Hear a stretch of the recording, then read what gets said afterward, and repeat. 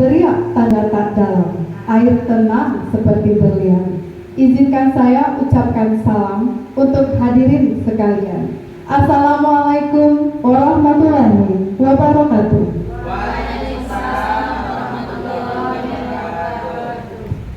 Alhamdulillahirabbil alamin. Puji syukur kehadiran Allah Subhanahu wa taala yang senantiasa telah memberikan rahmat dan karunia-Nya kepada kita semua sehingga kita dapat berkumpul di ruang serbaguna SMA Negeri 1 Solo Selatan ini dalam rangka diseminasi pemaparan, penyebaran pemahaman dan penerapan pengalaman budaya positif di SMA Negeri 1 Solo Selatan.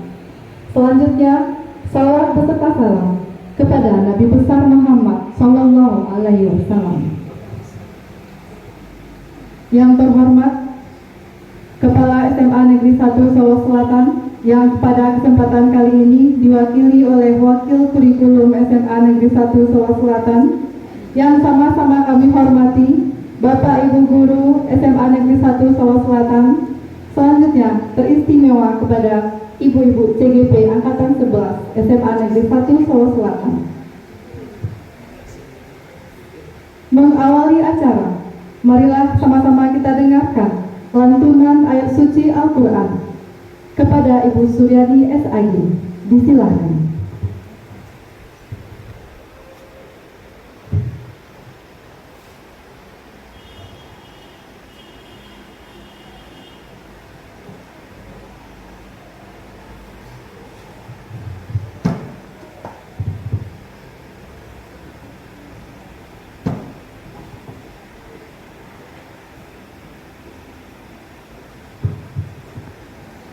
Assalamualaikum warahmatullahi wabarakatuh.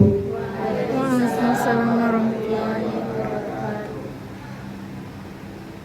A'udzu billahi minasyaitonir rajim.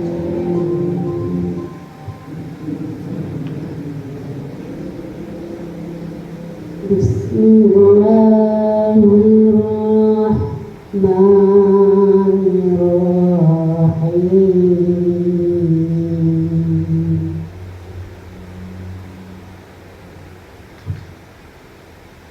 Ya ayyuhalladzina amanu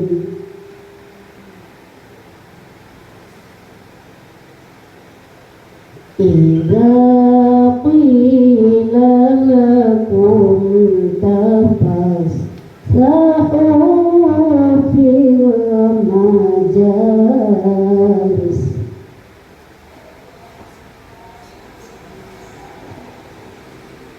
tafassahu fil majalisi fafsahu yafsahillahu lakum.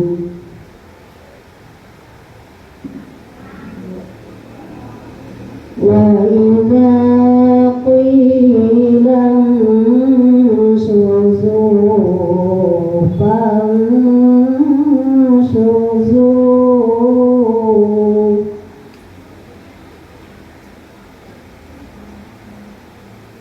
fanshuzu yarfa'illahu allazina amanu minkum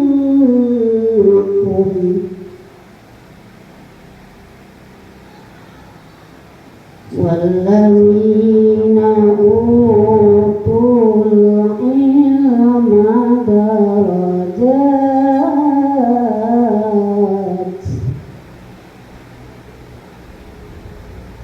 wallahu bima ta'maluna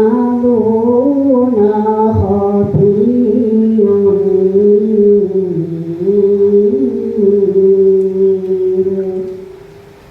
Shadaqallahul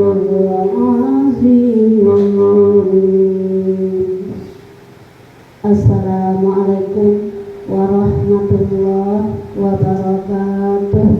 Waalaikumsalam warahmatullahi wabarakatuh.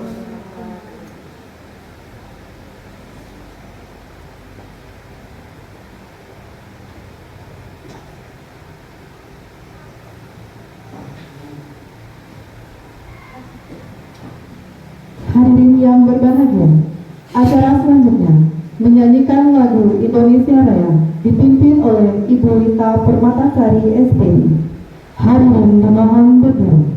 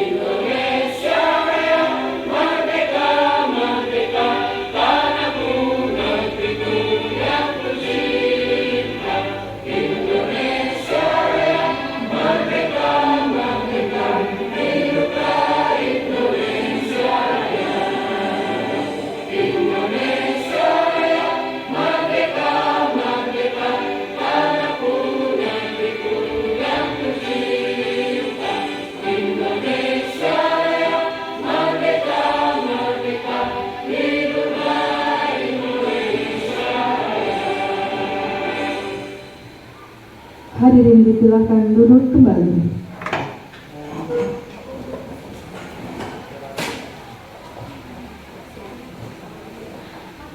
Hadirin yang berbahagia, acara selanjutnya pembacaan doa kepada Bapak Aidul Fitra SPDI.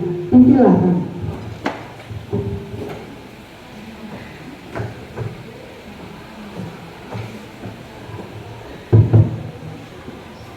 Assalamualaikum warahmatullahi wabarakatuh.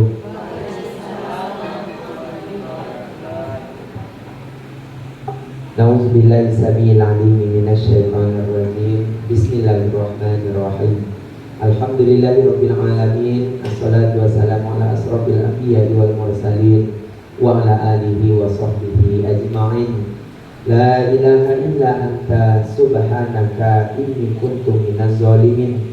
Rabbana zalamna anfusana wa illam taghfir lana wa tarhamna lanakunanna minal khasirin. Rabbana la tuzigh qulubana ba'da idh hadaitana wa hab lana min ladunka rahmah innaka antal wahhab. Allahumma zidna ilman nafi'an wa rizqan thayyiban wa amalan mutaqabbalan. Ya muqallibal qulub sabbit qalbi ala dinik wa ala ta'atik. Rabbana atina min ladunka rahmah wa hayyi lana min amrina rasyada. Rabbana atina fid dunya hasanah wa fil akhirati hasanah wa qina adzabannar. Subhana rabbika rabbil izzati amma yasifun wa salamun alal mursalin walhamdulillahirabbil alamin.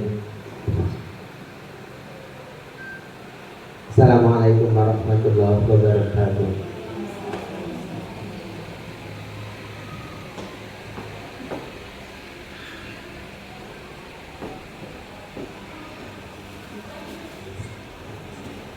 Hadirin yang berbahagia, acara selanjutnya sambutan Kepala SMA Negeri 1 Solo Selatan yang saat ini diwakili oleh Wakil Kurikulum SMA Negeri 1 Solo Selatan kepada Biswi Ice Jelita SPD MPD.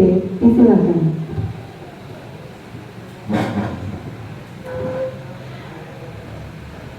Bismillahirrahmanirrahim. Assalamualaikum warahmatullahi wabarakatuh.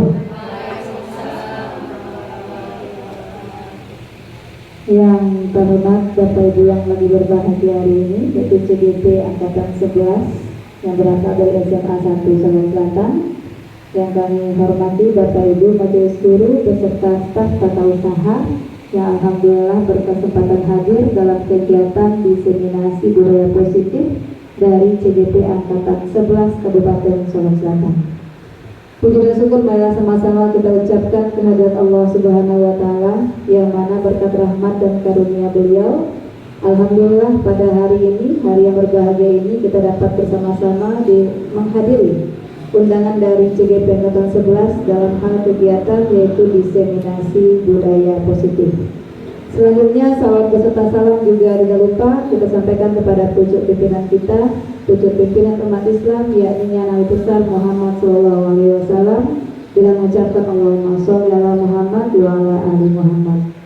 Bapak Ibu, terlebih dahulu kami sampaikan permohonan maaf dari Bapak Kepala Sekolah tidak bisa menghadiri kegiatan diseminasi ini karena berhubung pada hari ini beliau ada kemalangan, yaitu ada keluarga beliau yang meninggal dunia, jadi diwakilkan ke kami selaku wakil kepala sekolah bidang kurikulum. Namun walaupun kepala sekolah tidak hadir bukan berarti kegiatan kita tidak berlangsung. Mudah-mudahan kehadiran kami di sini bisa membuat makna untuk Bapak dan Ibu di sini. Bagi Bapak dan Ibu, kegiatan ini sangat luar biasa sekali karena yang namanya budaya positif itu memang harus kita jalankan, kita terapkan di sekolah kita.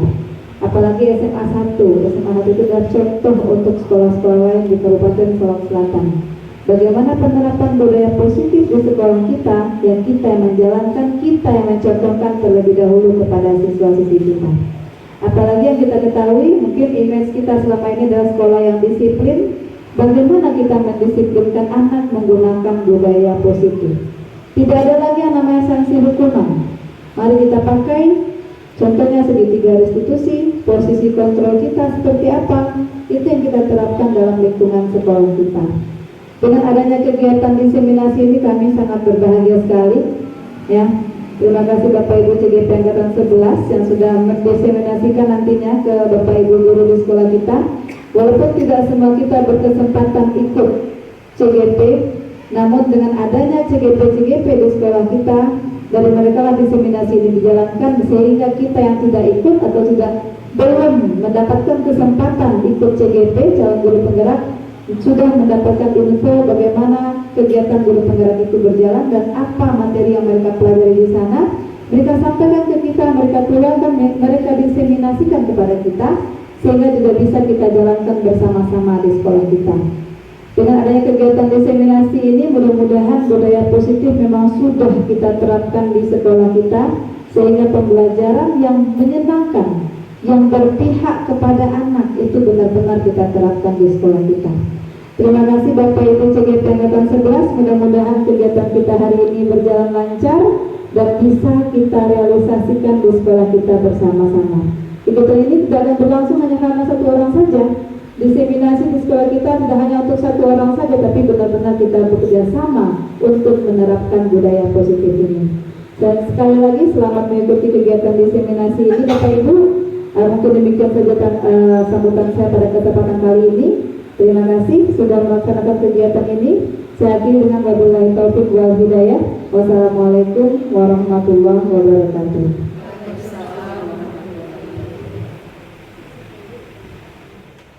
Hadirin yang berbahagia, acara selanjutnya diseminasi pemaparan penyebaran pemahaman dan penerapan pengalaman budaya positif di SMA Negeri 1 Solo Selatan oleh CGP Angkatan 11. Yang kali ini akan disampaikan oleh Ibu Laura Erwin Eshom.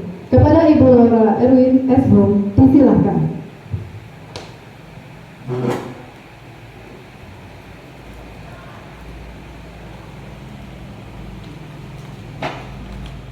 Assalamualaikum warahmatullahi wabarakatuh. Assalamualaikum warahmatullahi wabarakatuh. Alhamdulillah, marilah kita panjatkan puji dan syukur kehadirat Allah Subhanahu wa Ta'ala, yang mana telah diberikannya kita rahmat dan nikmatnya sehingga kita dapat berkumpul di ruang serbaguna sekolah kita yang tercinta ini. Salawat dan salam yang tak bosan-bosannya kita panjatkan kepada Nabi besar kita, Nabi Muhammad SAW, yang mana jika kita melakukan segala seruannya, kita akan dapatkan syafaatnya di akhirat nanti. Amin amin ya rabbal alamin. yang terhormat Bapak Kepala Sekolah atau Bapak Ibu Wakil Kepala Sekolah, yang sama-sama kami hormati Bapak Ibu yang telah berkesempatan hadir pada hari ini untuk menyaksikan aksi nyata Modul 14 kali ini. Kemudian tak info pula kepada seluruh audiens, mohon kerjasamanya nanti untuk mendukung penyebaran pemahaman dan penerapan pengalaman budaya positif kami. Baiklah, di sini kami melaksanakan kegiatan aksi nyata 1.4 tentang menyebarkan pemahaman dan penerapan pengalaman budaya positif. Sebelum kita memulai pembicaraan berikutnya, sedikit ice breaking saya berikan, yaitu yuk senyum yuk selama 30 detik. Jadi kepada Bapak Ibu, silakan Bapak Ibu berdiri. Kemudian Bapak Ibu cari pasangannya berhadap-hadapan. Yang tidak ada pasangannya tolong dicari pasangannya.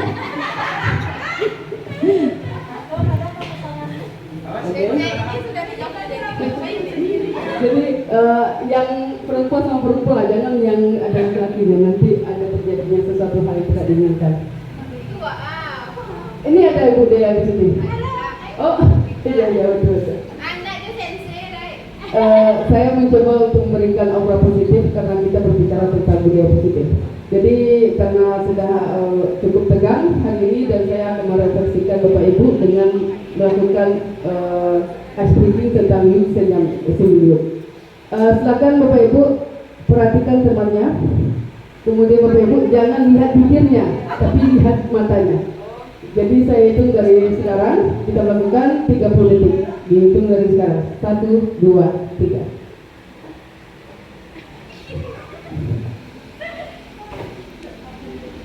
Perhatikan, refleksikan diri Bapak Ibu dengan menghadap temannya. Bergunjingnya dalam mati aja ya Bapak Ibu. Oke, selesai. Ya, terima kasih Bapak Ibu, silakan duduk kembali.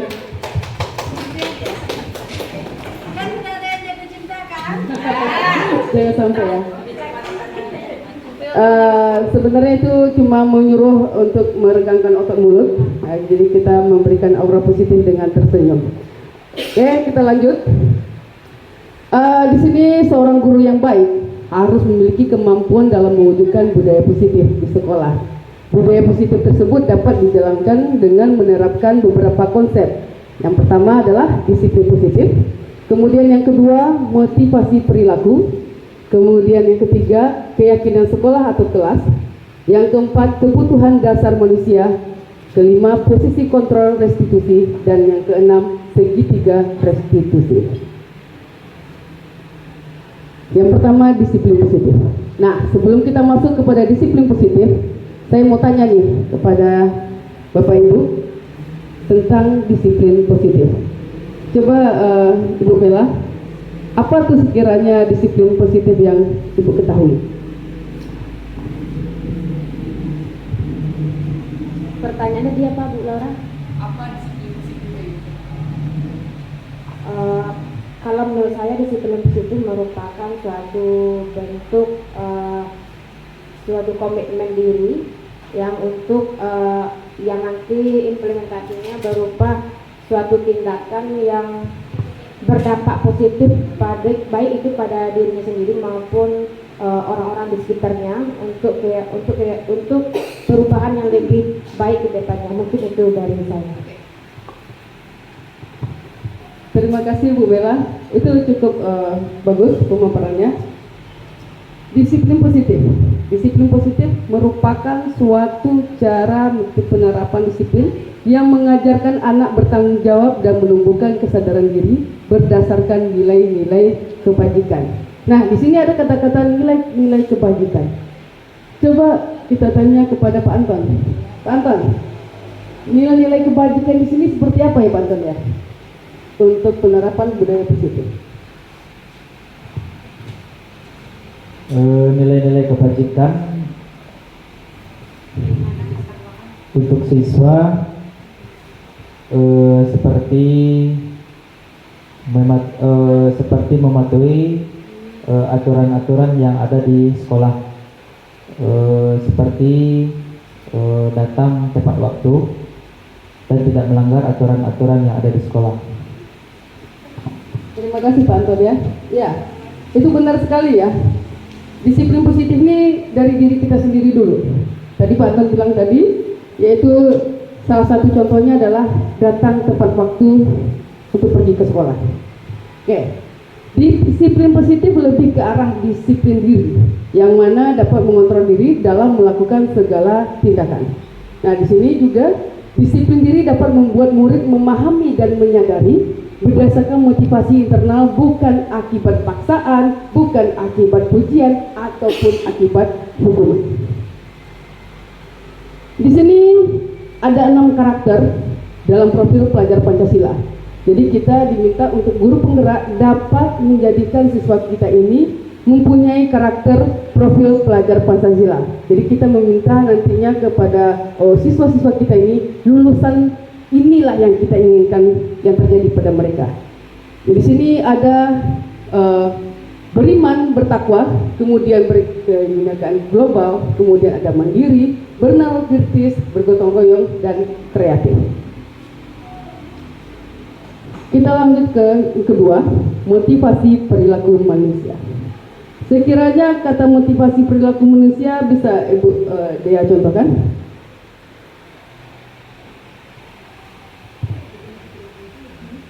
Motivasi perilaku manusia, kalau menurut saya ada sesuatu tujuan yang dia akan capai, lalu dia akan melakukan itu demi tujuan itu. Jadi dia melakukan perilaku itu ada motivasinya, ada target yang mau dicapainya, seperti itu.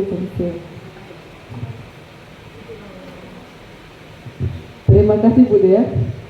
Betul ya, motivasi. Kita memotivasi bagaimana menunjukkan arah yang lebih baik lagi. Nah, di sini ada 3 motivasi perilaku manusia. Yang pertama, untuk menghindari ketidaknyamanan atau hukuman. Jadi motivasi ini kita mencoba bagaimana cara menghindari ketidaknyamanan atau hukuman. Yang kedua, untuk mendapatkan imbalan atau penghargaan dari orang lain. Ini juga salah ya, untuk mendapatkan imbalan atau penghargaan dari orang lain. Yang ketiga, untuk menjadi orang yang mereka inginkan dan menghargai diri sendiri dengan nilai-nilai yang mereka percaya. Nah, perhatikan Bapak Ibu, untuk motivasi perilaku manusia di sini, sekiranya apakah benar kita memotivasi perilaku manusia itu 1, 2 ini? Saya contohkan kepada Bapak Ibu. Bapak Ibu datang ke sekolah ini dimotivasi karena keinginan sendiri ingin datang tepat waktu ke sekolah, atau karena takut sama kepala sekolah, atau karena ada satu penghargaan atau ingin dipuji-puji. Apa Bapak Ibu?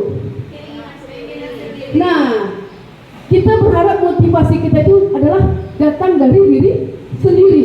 Jadi bukan karena takut dihukum, bukan karena diberikan reward atau pujian. Jadi itu ya, motivasi perilaku manusia yang sebaiknya adalah dari diri kita sendiri. Oke, yang ketiga, keyakinan sekolah atau keyakinan kelas.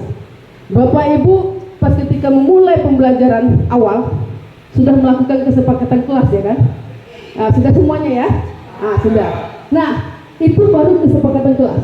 Kesepakatan kelas itu masih ada kata-kata negatifnya, seperti dilarang ribut, dilarang makan, dilarang izin sebanyak sekian sekalinya, masih ada kata dilarangnya ya. Nah, untuk keyakinan kelas yang telah kita sepakati, itu sudah tidak ada lagi kata-kata yang negatifnya. Misalnya, ketika kita buat dilarang ribut dalam kesepakatan kelas, tiba di keyakinan kelasnya kita rubah menjadi apa? Coba Bu Setiawati. Kalau dalam keyakinan kelas tidak ada kata-kata dilarang lagi, tapi di dalam belajar kita harus gembira dan bersemangat. Jadi kata-kata dilarangnya tak ada lagi, belajar harus gembira dan giat dan bersemangat. Terima kasih Bu Setia ya. Jadi ketika sudah merubah menjadi keyakinan kelas, yang saya minta tadi adalah dilarang ribut di kesepakatan kelas. Kalau sudah menjadikan keyakinan kelas, maka dilarang itu tidak boleh lagi ya Bu Setia ya. Harus diganti. Mungkin tidak kata tidak boleh juga tidak boleh ya dilakukan pada keyakinan kelas. Jadi kita berusaha mencari kata-kata yang baik, yang benar-benar menyenangkan, yang benar-benar anak-anak tersebut tidak terasa terkekang. Ya begitu Ibu ya. Oke. Di sini keyakinan sekolah atau kelas, guru berperan dalam mewujudkan terbentuknya keyakinan sekolah atau kelas dengan adanya kesepakatan antara guru dan murid. Itu pernah kita lakukan pada awal ya Bapak Ibu ya. Kemudian keyakinan sekolah atau kelas berupa pernyataan-pernyataan universal yang mudah diingat dan dipahami dan harus diterapkan di lingkungan sekolah. Jadi awal kita sudah pernah mencoba untuk melakukan keyakinan kelas seperti ini. Nah, keyakinan kelas di sini sesuatu yang diyakini bersama yang berasal dari penyatuan pikiran-pikiran untuk menjadi nilai kebaikan dan diturunkan di kelas. Bapak Ibu melakukan keyakinan kelas, itu kita yang mendiktekan mereka atau mereka yang memikirkan sendiri sehingga kita sepakati? Mereka yang memikir, kemudian kita sama-sama menyepakati ya Bapak Ibu. Nah, makanya terjadilah keyakinan kelas yang kita sepakati yang tidak untuk dilanggar. Jadi contohnya seperti ini: ketuk pintu dan beri salam sebelum masuk, bersikap jujur, bertanggung jawab, saling menghargai, ramah, sopan dan peduli, dan terakhir menyimak dengan baik. Jadi tidak ada lagi kata-kata jangan, tidak boleh, dilarang, seperti itu. Yang keempat, kebutuhan dasar manusia. Nah, kebutuhan dasar manusia. Sekiranya kebutuhan dasar dari Ibu Anti, coba apa kebutuhan dasar Bu Anti sendiri? Kebutuhan Ibu apa? Misalnya, apa kebutuhan? Kebutuhan saya sendiri itu butuh makan, butuh tempat tinggal, dan lain-lain. Terima kasih Bu Anti ya. Nah, tadi dibilang sama Bu Anti kebutuhan dasar manusia. Kebutuhan dasar beliau yang pribadi beliau adalah beliau butuh makan, butuh tempat tinggal. Itu benar-benar kebutuhan tidak hanya Bu Anti aja, tetapi kepada setiap individu yang ada, baik dari dewasa maupun dari anak kecil, butuh tempat tinggal dan butuh makan. Kita lihat di sini. Butuh tempat tinggal, butuh makan. Kita lihat kepada 5 kebutuhan dasar manusia. Kemana larinya itu? Coba ya. Kemana larinya tadi? Kebutuhan akan makanan. Kalau kebutuhan makanan apa itu Bapak Ibu? Larinya kemana itu? Bertahan hidup. Ya, bertahan hidup. Itu kebutuhan makan. Kebutuhan tempat tinggal juga bertahan hidup. Nah, kalau yang cinta apa Bapak Ibu? Butuh disayang, butuh dicinta. Orang-orang yang melakukan KDRT itu berarti sudah tidak sayang Bapak Ibu ya. Berarti sudah tidak lagi, kebutuhan cintanya sudah tidak ada lagi. Kemudian kesenangan. Apa Bapak Ibu contohnya kesenangan? Bermain. Bermain juga merupakan bentuk kesenangan. Melakukan hobinya itu adalah bentuk dari kesenangan, kebutuhan dan kesenangan. Kekuasaan mungkin seperti murid tidak ingin lagi dididik. Mereka berusaha untuk mencari pembelajaran sendiri. Misalnya kita kasih satu slide, kemudian dia memaparkan sendiri tanpa kita harus dikte dengan buku. Seperti itu Bapak Ibu ya. Oke, next.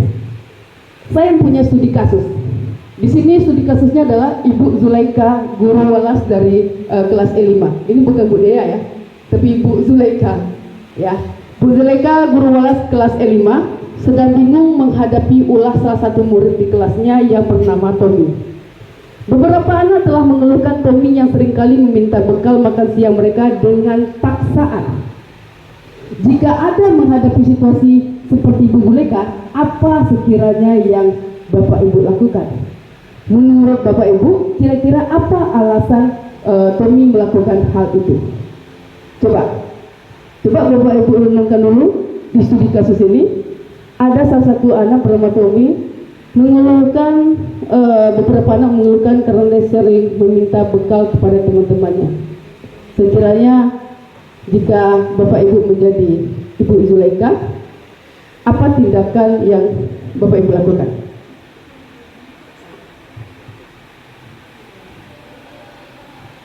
Nah, sebelum kita melakukan tindakannya, kita kaji dulu alasan Tommy. Alasan Tommy yang pertama, karena ia lapar dan orang tuanya tidak membawakan bekal makan siang, sehingga kebutuhan dasar yang sedang berusaha dipenuhi oleh Tommy adalah bertahan hidup atau survival. Jadi kita sebagai Bapak Ibu yang berada di sekolah, sebelum kita menjatuhkan suatu hukuman atau menjatuhkan suatu pemikiran tentang si Tommy, tentu kita harus kaji dulu apa yang terjadi oleh Tommy. Ya begitu ya Bapak BK, Pak Anton? Ya. Jadi tidak harus langsung menjudge dia ya Pak Anton ya. Oke. Yang kedua, alasan Tommy yang kedua yang mungkin kita bisa gali, karena dia merasa senang temannya jadi memperhatikan dia, sehingga ketika temannya melaporkan tindakannya itu pada guru dan gurunya memberitahu kepada orang tuanya akhirnya memperhatikan dia enggak?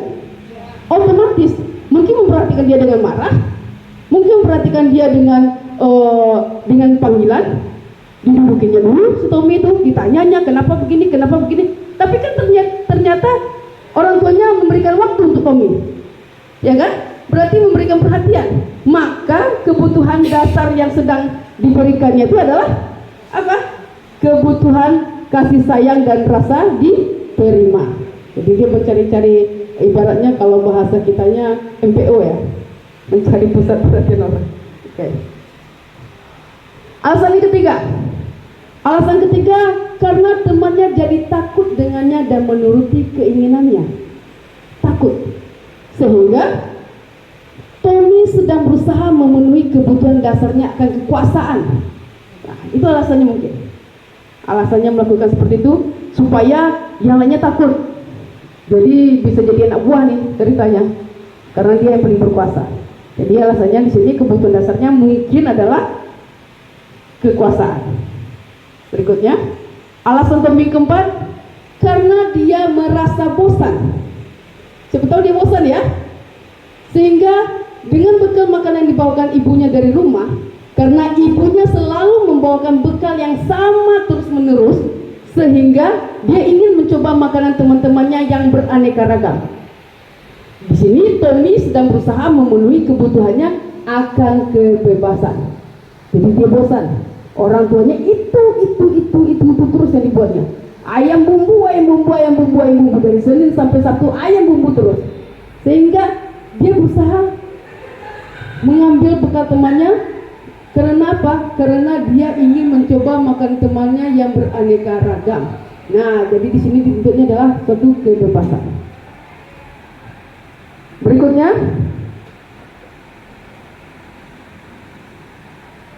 kita masuk pada posisi kontrol restitusi.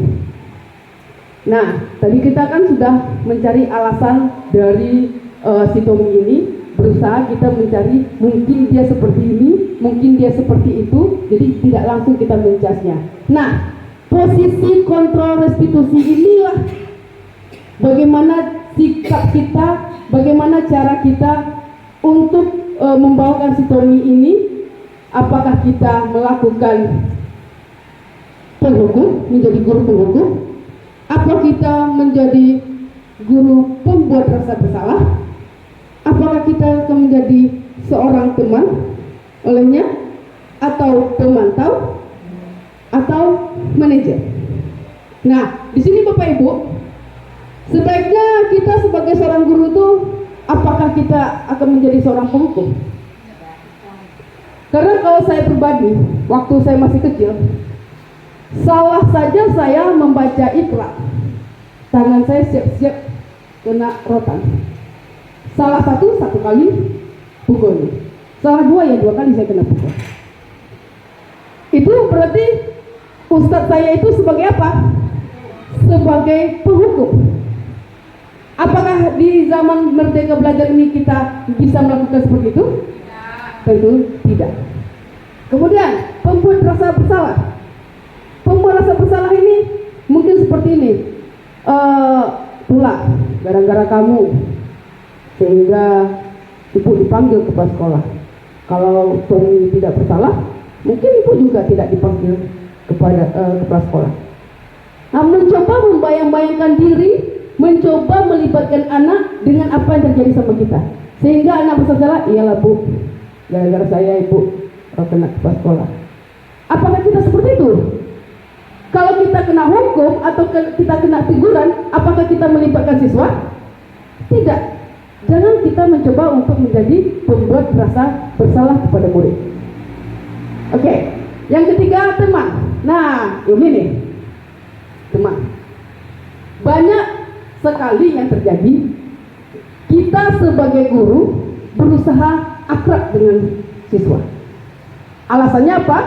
Alasannya karena kita ingin merasa dihargai, sehingga kita dengan banyaknya siswa yang merasa senang dengan kita berpikir kita dihargai. Padahal jika kita terlalu akrab sama anak, apa yang terjadi? Ketika ada razia, misalnya K6 sedang berlangsung, kita dekat nih sama siswa, apa yang terjadi? Kita bilang sama siswa tersebut, hati-hati ya, razia sebentar lagi akan masuk ke kelas kamu. Jadi semua yang akan bisa ditangkap, semua yang akan bisa diperiksa, tolong kami simpan. Akhirnya apa? Anak tersebut,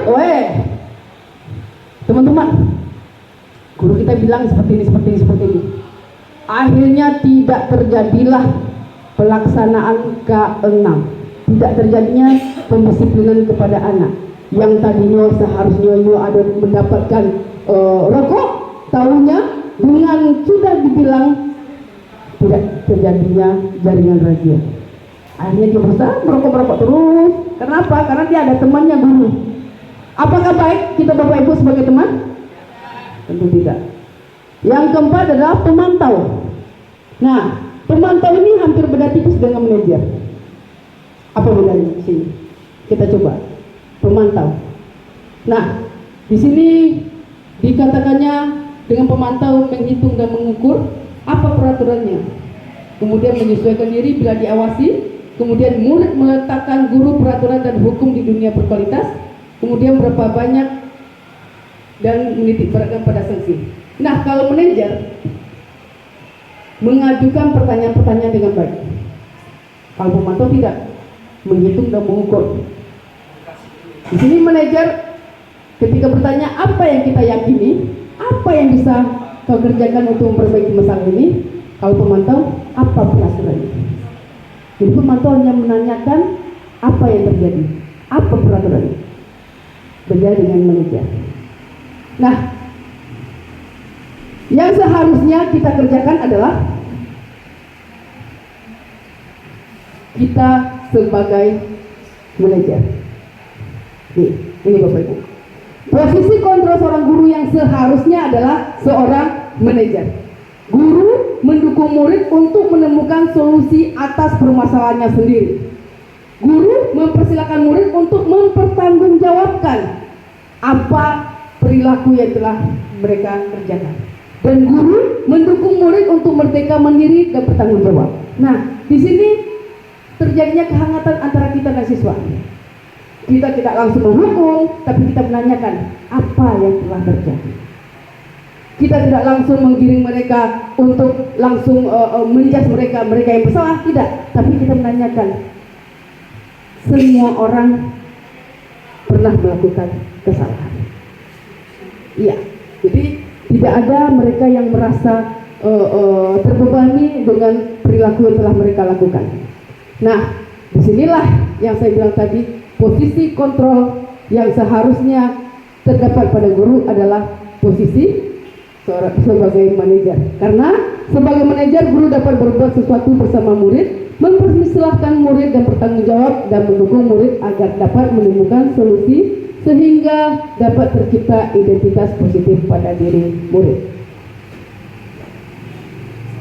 Nah, Yang terakhir adalah segitiga restitusi.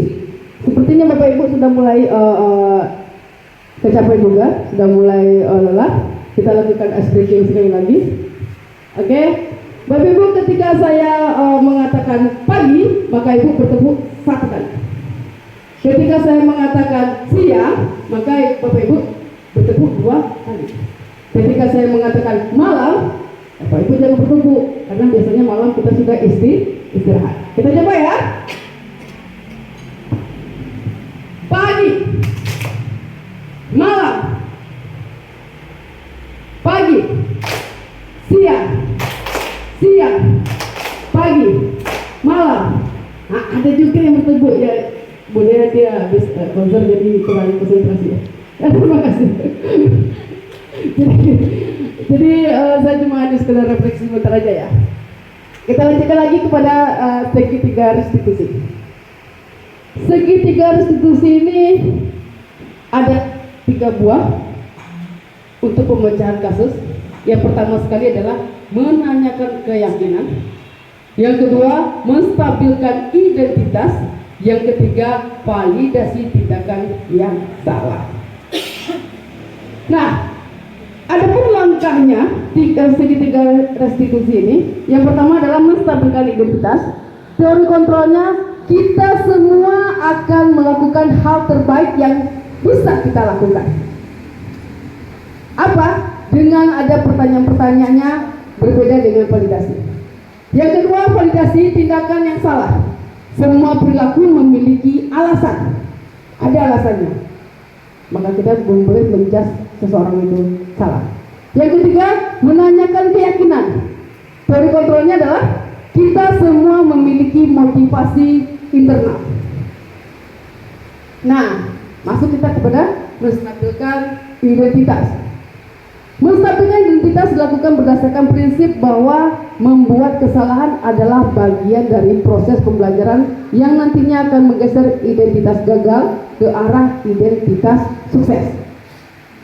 Contohnya, apa contohnya? Ketika anak ada yang berkasus, kita yang pertama dilakukan adalah yang pertama yang kita lakukan menstabilkan identitas. Jadi kita panggil anak tersebut dengan baik, kita dudukkan dulu merekanya, kemudian kita stabilkan identitas dengan pertanyaan seperti ini. Berbuat salah itu hal yang manusiawi, jadi jangan takut. Yang kedua, tidak ada manusia yang sempurna. Yang ketiga, kita pasti bisa menyelesaikan permasalahan ini. Kemudian, Bapak Ibu tidak tertarik untuk mencari siapa yang salah dan siapa yang benar, karena Bapak Ibu ingin lebih tertarik untuk menyelesaikan masalah. Yang terakhir, kalau kamu menyalahkan dirimu sendiri, apakah kamu bersikap baik pada dirimu sendiri? Nah, itu harusnya kata-kata yang keluar dari kita Bapak Ibu jika ada siswa kita yang sedang melakukan kesalahan. Jadi tidak langsung, kamu salah, lari keliling lapangan 3 kali. Tidak seperti itu. Kita rubah.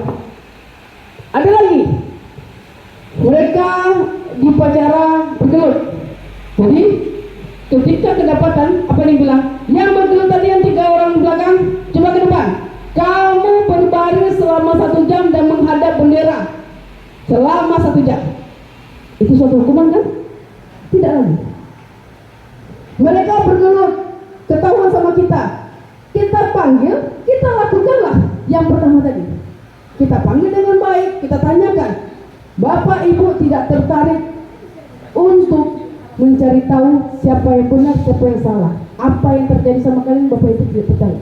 Tapi bagaimana cara mencari solusinya? Mengapa Ananda demikian? Kenapa kok Ananda bergelut? Coba terangkan. Jadi baik ya kata-katanya, tidak ada langsung menjadi penghukum. Kemudian kita masuk lagi menstabilkan identitas. Validasi tindakan yang salah dilakukan berdasarkan prinsip bahwa setiap perilaku berupaya memenuhi suatu kebutuhan tertentu sehingga guru atau orang tua akan bergeser dari pemikiran stimulus respon menjadi proaktif serta akan lebih mengenali dan mengakui kebutuhan murid atau anak. Tadi kita selalu menanyakan bapak ibu, bapak atau ibu tidak mau mencari tahu siapa yang salah atau siapa yang benar. Tapi di sini kita mencoba untuk mencari atau menyelesaikan masalah. Yang kedua kita lakukan dengan validasinya adalah kamu pasti mempunyai alasan mengapa melakukan hal tersebut. Tadi contohnya adalah bergelut. Nah, kita tanya, kenapa Ananda bergelut? Apa yang penting bagi kamu tadi? Kamu boleh tetap berusaha menjaga sikap itu. Nah, jadi ada kata-kata yang lebih baik. Dan yang terakhir adalah menanyakan keyakinan. Menanyakan keyakinan dilakukan dengan memberi pertanyaan-pertanyaan bermakna kepada murid atau anak untuk memunculkan motivasi secara intrinsik, sehingga mengaitkan keyakinannya dengan tindakan yang salah. Contohnya, di kelas yang ideal itu seperti apa sih yang kamu inginkan dan jadi anak seperti apa? Apa yang kamu rasakan ketika kamu melakukan itu? Kamu menjadi orang yang seperti apa? Seperti itu ya. Jadi di sini saya ada contoh kasus.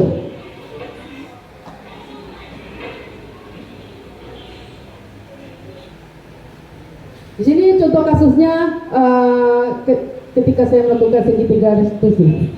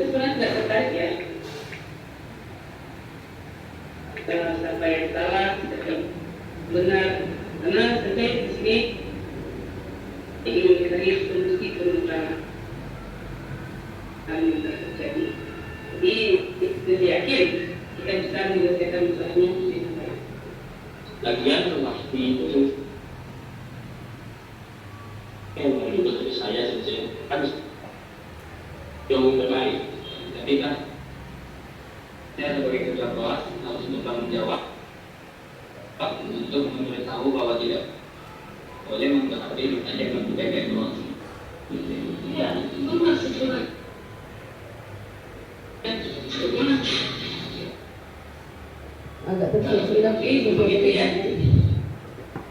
Tidak mau tahu terlebih dulu ya. Nah, di sini saya tahu bahwa kalian punya alasan tersendiri mengapa saya berbuat demikian. Sekiranya saya tahu apa solusi untuk memperbaiki ilmu saya. Tidak berbalik. Itu satu ya. Nah, dengan kemudian kalau sudah ada solusi dari hati dan nasib, semoga kalian benar-benar bisa saling memaafkan ya, dan tidak melakukan kesalahan sama rahasia. Mana ada tuh BM yang kita main HP, BM yang kelas kita kan telah kita sepakati, kan? Tapi juga begitu. Oke, Bapak Ibu, tadi studi kasus tadi. Jadi menjelaskan bahwa ada 3 hal yang harus kita lakukan. Tidak langsung kita menjas anak atau menghukum anak, tetapi kita lakukanlah segitiga restitusi tadi. Jadi semoga ini saya bukan menggurui Bapak Ibu, tidak, tetapi ini mengajak atau menghimbau Bapak Ibu untuk melakukan hal yang terbaik untuk murid. Karena kita berusaha dalam kurikulum Merdeka ini kita berpihak kepada murid. Hasil dari pemaparan saya hari ini tidak rasanya jika tidak adanya interaksi antara saya dengan Bapak Ibu dengan sesuatu pertanyaan. Mungkin Bapak Ibu ada pertanyaan yang mau disampaikan? Ya, silakan Bu ya. Terima kasih atas kesempatannya Ibu Lora. Dari pemaparan Bu Lora tadi saya sudah sangat paham ya, sangat bagus sekali dan benar-benar bisa dicerna dengan baik, benar-benar bisa kita terapkan. Namun ada mengganjal dalam pikiran saya melihat di realita ada rekan sejawat kita yang memposisikan dirinya itu sebagai teman. Jadi mungkin lebih dari kegiatannya itu dengan siswa itu posisi dirinya sebagai teman. Yang mau saya tanyakan, apa tindakan kita untuk melihat ke hal yang seperti itu? Bagaimana solusinya begitu Ibu Lora? Terima kasih. Terima kasih banyak atas pertanyaannya Bu ya. Pertanyaan yang sangat bagus sekali. Apa tindakan atau solusi yang dapat saya berikan ketika ada rekan sejawat kita yang melakukan posisi kontrolnya sebagai seorang teman dengan siswa? Sebenarnya tadi sudah saya paparkan juga bahwa kalau kita sebagai guru memposisikan diri kita sebagai teman kepada murid itu sangat tidak bagus sekali. Karena apa? Karena harga diri seorang guru menjadi tidak terlihat, tidak ada batasnya dengan siswa. Jadi untuk solusinya yang terbaik adalah kita memanggil atau menghimbau kepada rekan sejawat kita tersebut bahwa posisi kontrol sebagai seorang teman ini tidak bagus. Karena apa? Karena dengan kita berteman dengan siswa, akhirnya siswa ini tidak ada batasannya dengan kita. Kadang langsung saja sama kita. Seperti contohnya ketika saya tadi bilang, ketika ada razia, karena kita sebagai teman dengan seorang murid, kita akan memberitahukan kepada mereka bahwa nanti ada razia, jangan sampai nanti Ananda akan kena razia. Akhirnya yang dia seorang perokok, karena dia berteman dengan guru, di segala yang ada rokok dalam tasnya dihilangkannya, sehingga terjadinya dia tidak bisa merubah dirinya untuk menjadi lebih baik. Itu sudah merugikan. Yang kedua, ketika ada kegiatan kita terlalu akrab sama siswa, sehingga kita pergi, saya camping sama-sama hanya dengan siswa, akhirnya perkataan sudah tidak terkontrol lagi. Mungkin bisa jadi dia tidak memanggil kita sebagai bapak atau ibu lagi, tetapi mungkin sudah memanggil abang atau kakak. Apakah itu bagus untuk kita sebagai pendidik? Tentu tidak, karena kita ada batas-batasnya dengan siswa. Jadi untuk menghargai diri kita, tentu kita posisikan diri kita sebagai manajer. Itu adalah posisi yang paling dan sangat bagus. Begitu Bu Dea. Bisa ya Bu Dea? Ya, terima kasih Bu Dea atas pertanyaannya. Ada lagi sekiranya Bapak Ibu yang akan bertanya? Terima kasih, sudah paham ya berarti ya dengan pemaparan kita ini.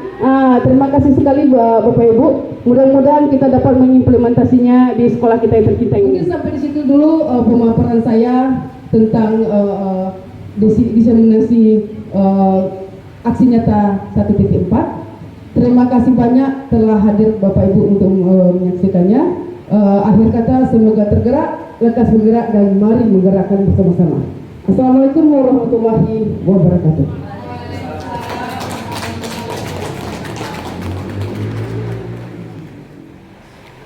Hadirin yang berbahagia, demikianlah kegiatan diseminasi budaya positif di SMA Negeri 1 Solo Selatan oleh CGP Angkatan 11. Terima kasih kami ucapkan kepada CGP Angkatan 11 yang telah memberikan ilmu tentang disiplin positif di SMA Negeri 1 Solo Selatan. Semoga kita Bapak Ibu Guru SMA Negeri 1 Sulawesi Selatan dapat menerapkan ilmu yang telah beliau berikan, sehingga kita dapat menerapkan pembelajaran yang merdeka mengajar, sehingga kita bisa menerapkan sesuai dengan filosofi yang dihajar Dewantara yang benar-benar berpihak kepada murid, sehingga sekolah kita ini benar-benar mewujudkan merdeka murid belajar dengan menyenangkan. Akhir kata, saya akan tutup dengan satu pantun. Bunga mekar di perbukitan, sawah luas di pedesaan. Terima kasih untuk perhatian.